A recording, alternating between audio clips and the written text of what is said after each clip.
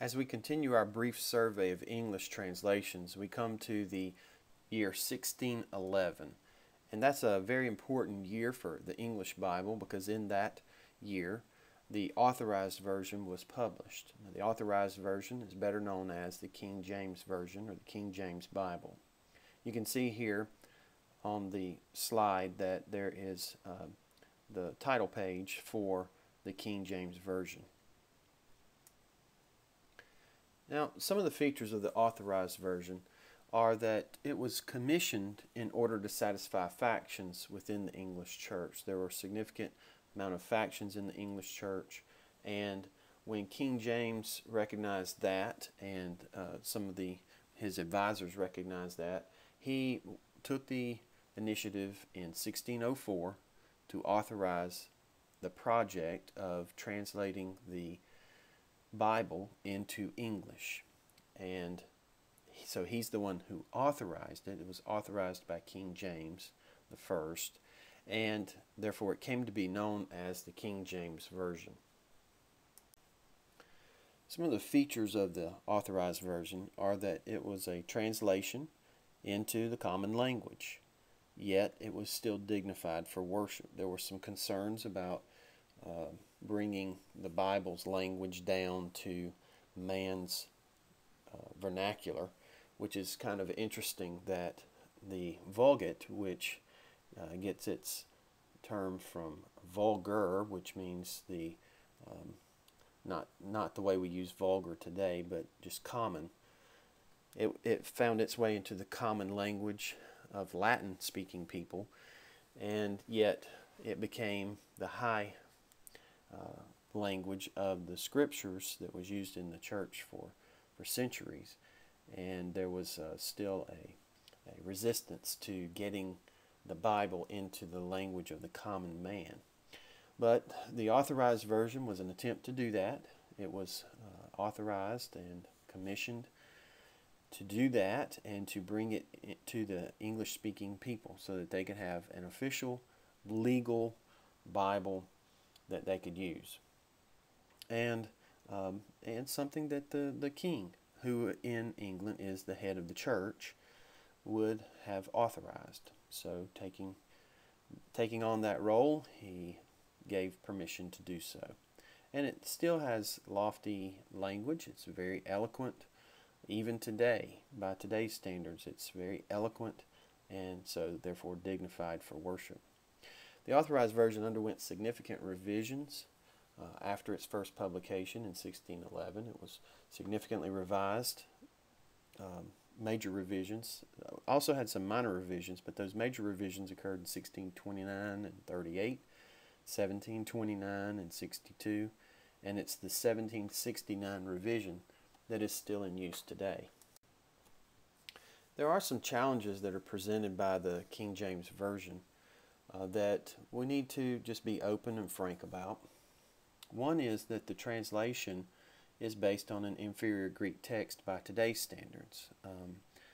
At the time that the King James Version was published, they used the best Hebrew and Greek manuscripts that were available to them, and but since that time there have been some significant textual discoveries that have been made, and the manuscript evidence for the New Testament and the Old Testament has significantly improved, thankfully, and we have manuscripts today that are older than they had access to back then. We also have manuscripts that are better in translation theory or the copying process, if you will, than they had access to at that time. The methodology that we refer to when we talk about textual issues such as this is the methodology called textual criticism, and it brings together the manuscripts that are available to form a critical text based on those manuscripts and comparison of those manuscripts so that we can attempt to get as close to the original as possible. The King James Version during its publication was not able, the translators were not able to have access to what we have access today. So therefore it's an inferior Greek text by today's standards compared to other translations. Let me give you some examples of this. And while we do have the New International Version up here on the right, it's just one of the modern translations that is based on updated manuscript collections. And it just shows that. It's not trying to suggest that the New International Version is better. In fact, there's no translation that is perfect. They all have their issues, but we'll work with that. When it comes to Acts 8:37, you can see that the New International Version does not even have verse 37. In the King James Version, verse 37 is really good. I mean, as the preachers would say, that'll preach. Verse 37 says, "And Philip said, If thou believest with all thine heart, thou mayest," and what he means here, he may be baptized, the eunuch. "And he answered and he said, I believe that Jesus Christ is the Son of God." This is a standard baptismal confession, and we still use these today in your church or my church. You might hear the pastor, when he's about to baptize, say, "Do you believe that Jesus Christ is the Son of God?" "Yes, I do. Therefore, I baptize you." So it's a standard baptismal confession, if you will. In the New International Version, there is no baptismal confession. And that's because in some of the older, more reliable manuscripts that we think, at least that the translators of the NIV think is closer to the original, did not have that. Now, removing that is less likely for a scribe to do than adding verse 37. So verse 37 does not really explain how it was removed. There's no reason for that to be removed, but you can see that there is a reason for it to be added. In other words, if the original did not have it for some reason, then a well-meaning scribe might have added it so that there's a baptismal confession there. One of the better known issues is in 1 John 5, 7 through 8. You can see that the King James Version has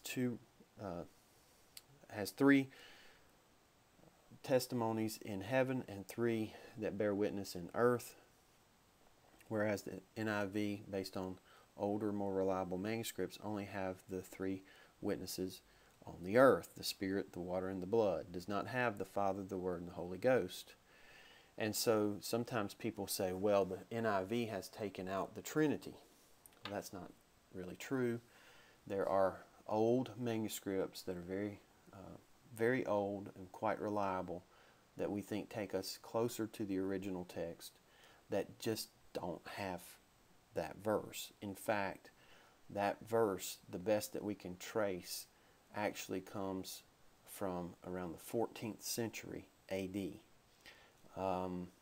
And it appeared in Latin manuscripts than it ever did, way before it ever did in Greek manuscripts. So that's some issues there. And you can look at Revelation 22:19 as well.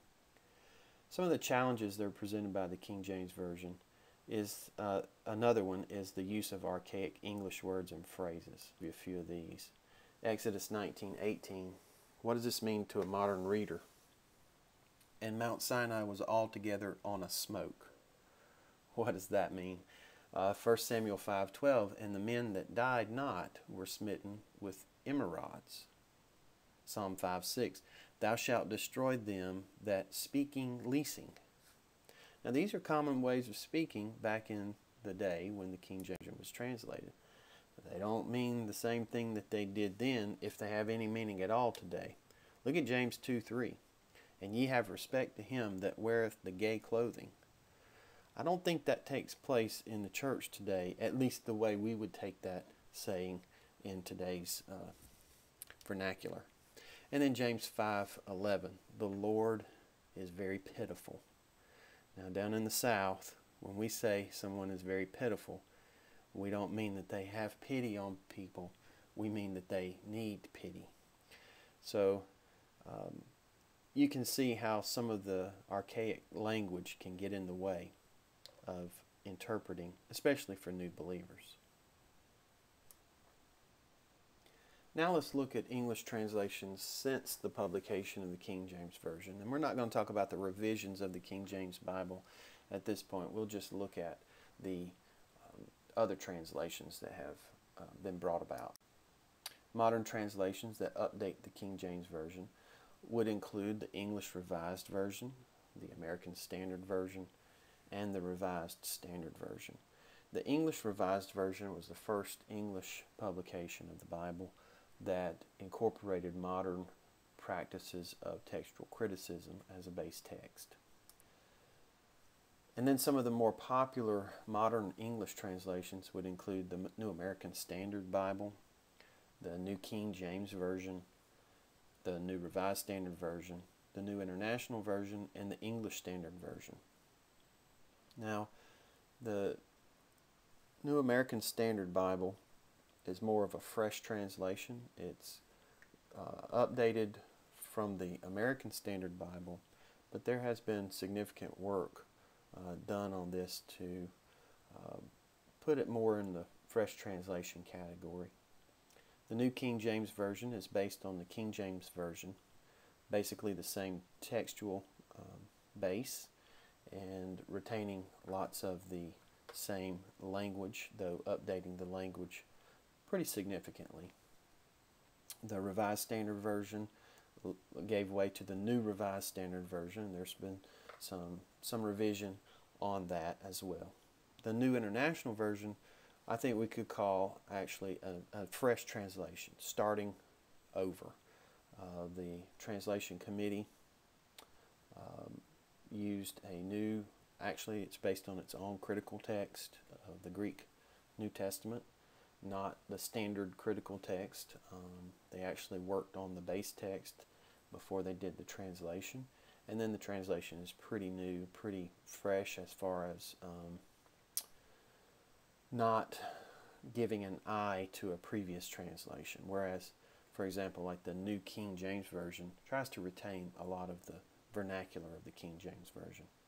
Then the English Standard Version is kind of, it comes from the family of the King James Version, as do almost all English Bibles, but it is a significant revision and update. Basically, I think, no, I'm pretty sure of this, that the English Standard Version,